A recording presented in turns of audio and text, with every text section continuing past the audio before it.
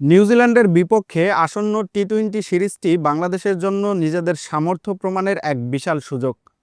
ODI সিরিজের প্রথম match হারের ধাক্কা সামলে দ্বিতীয় ওয়ানডেতে দুর্দান্ত জয় তুলে নিয়েছে বাংলাদেশ। গতিদানব নাহিদ রানার বিধ্বংসী বোলিং আর তামিম ইকবালের ঝড়োয়া ব্যাটিংয়ে সিরিজের সমতা ফিরল টাইগাররা। জয়ের পাশাপাশি আসন্ন টি-20 স্কোয়াডে বাংলাদেশের পেস বোলিং আক্রমণে কৌশলগত বেশ কিছু ইতিবাচক পরিবর্তন লক্ষ্য করা গেছে। বাংলাদেশের পেস বোলিং বিভাগ কি তবে এক নতুন বিপ্লবের পথে?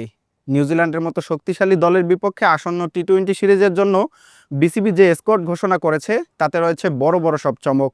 নিয়মিত 3 তুখোড় পেসারকে বিশ্রাম দিয়ে দলে জায়গা করে নিয়েছেন 2 নতুন মুখ। ভবিষ্যতের কথা মাথায় রেখে বিসিবির এই সাহসী পরীক্ষা কি পারবে কিউইদের দাপট থামাতে? বিস্তারিত স্মিতার প্রতিবেদনে। পেস বোলিংয়ের নতুন এক যুগে প্রবেশ করল বাংলাদেশ। নিউজিল্যান্ডের বিপক্ষে আসন্ন টি-20 সিরিজের প্রথম 2 ম্যাচের জন্য ঘোষিত স্কোয়াডে বিসিবি বড় ধরনের চমক রেখেছে। সবচেয়ে আলোচনার বিষয় হলো দলের front liner 3 pacer Mustafizur Rahman, Taskin Ahmed ও নাহিদ রানাকে এই স্কোয়াডে রাখা হয়নি। মূলত টানা খেলার ধকল সামলাতে এবং সামনে গুরুত্বপূর্ণ টেস্টের ম্যাচের আগে তাদের পর্যাপ্ত বিশ্রামের সুযোগ দিতেই এই সিদ্ধান্ত নেওয়া হয়েছে। তবে এই 3 তারকার অনুপস্থিতি যেন বাংলাদেশের পেস বোলিংয়ের গভীরতাকে প্রমাণ করেছে। তাদের বদলে দলের সুযোগ পেয়েছে আব্দুল গাফফার সাকলাইন এবং রিপন মণ্ডল। 28 বছর বয়সী অলরাউন্ডার সাকলাইন ঘরোয়া ক্রিকেটে দুর্দান্ত পারফরম্যান্সের মাধ্যমে নজর কেড়েছেন। বিশেষ করে বোলিংয়ের পাশাপাশি ব্যাট হাতে দ্রুত রান তোলার তার খ্যাতি রয়েছে। অন্যদিকে রিপন মণ্ডল বয়সভিত্তিক এবং এশিয়ান গেমসে ভালো খেললেও এই প্রথম মূল জাতীয় দলের ডাক পেলেন। ডেথ ওভারে কার্যকর বোলিং এবং শুরুতে উইকেট নেয়ার সক্ষমতার কারণেই তাকে নিয়ে বড় স্বপ্ন দেখছে টিম ম্যানেজমেন্ট।